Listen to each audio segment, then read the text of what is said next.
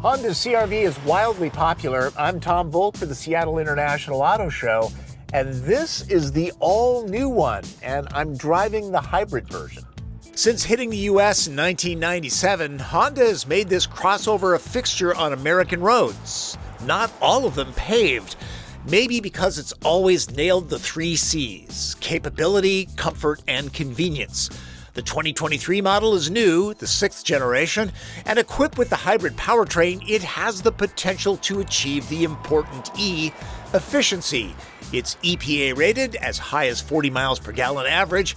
This is a top trim Sport Touring in Canyon River Blue Metallic that retails for $40,400 with shipping. This hybrid powertrain is very important to Honda. Going forward, it says that half of all CR-Vs are going to get it. And remember, this is its most popular vehicle these days. And by a significant margin. The other half will motor with a 1.5-liter turbocharged 4-cylinder. Both powertrains can be had with front or all-wheel drive, though this Sport Touring is strictly all-wheel drive. Some automakers are choosing to run the back wheels with electric motors. Not Honda. Its design has a physical drive shaft running to the rear, just like the gas-only version. Honda's hybrid system is different for 2023. The updated 2-liter 4 gets direct fuel injection. The new electric drive motor makes 181 horsepower on its own. In total, there are 204 horses and 247 pound-feet of torque to move 3,900 pounds or 1,770 kilos. A second motor generator charges the battery pack mounted here. It's lithium-ion. This is both a series and parallel hybrid. Now, typically when driving, the gas engine runs a generator which sends electricity through the battery to the electric drive motor. Now, when the system feels it's most efficient, there's a high and a low speed clutch that will engage, and then the ICE is directly powering the wheels. I found the engine kicked on during startup. With temperatures on the cool side, many owners won't know or care about the drivetrain complexity. The traditional Prindle shifter, which feels great, masks the tech under the hood. There's a B setting for extra recuperation to get buyers prepped for a full-on electric CR-V, maybe.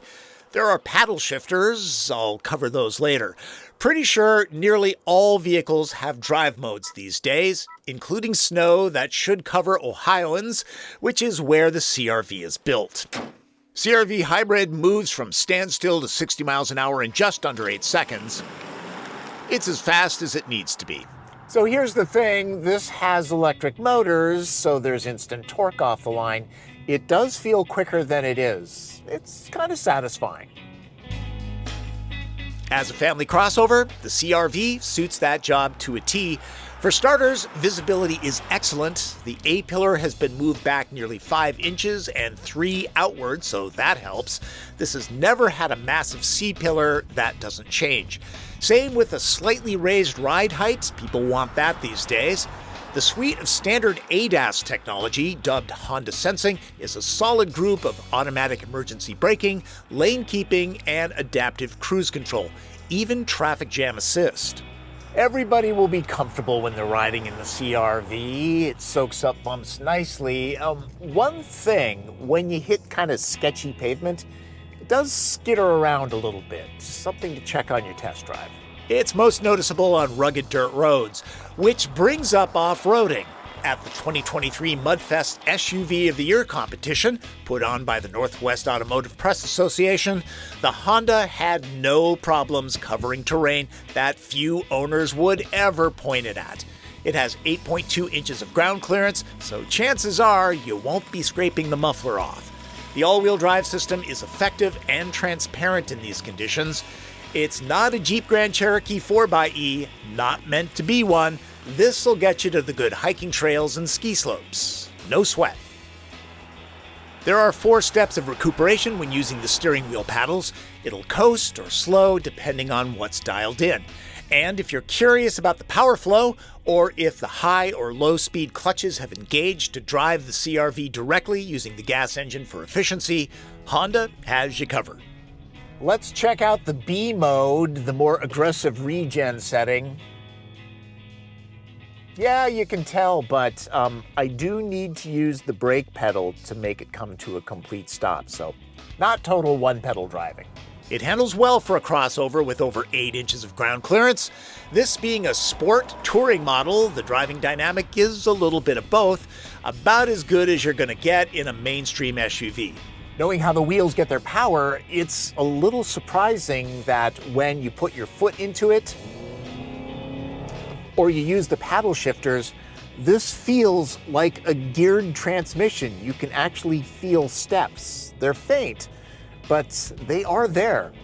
The hybrid adds a little extra oomph over the 1.5-liter turbo, but more important for stressed out parents is the hybrid's smoothness. This is pretty quiet, but you gotta understand that the touring model gets extra insulation in the engine bay and the wheel wells, plus acoustical windshield glass and side glass. So it all depends on the model that you buy. You're gonna have to check them out. Which brings me to efficiency.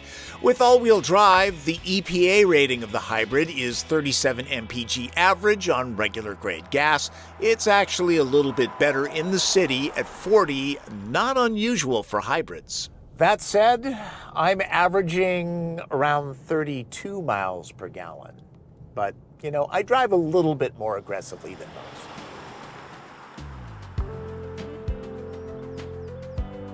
Traditionally, Honda does a good job with interior styling and materials. There isn't anything cheap or wonky looking in the CR-V. Generation 6 uses a design language started by the current generation Civic. Nothing wrong with that. It's not just glossy black plastic. This long stretch of grating gives the cockpit a wide visual. The vent controls get an Acura feel. Good stuff.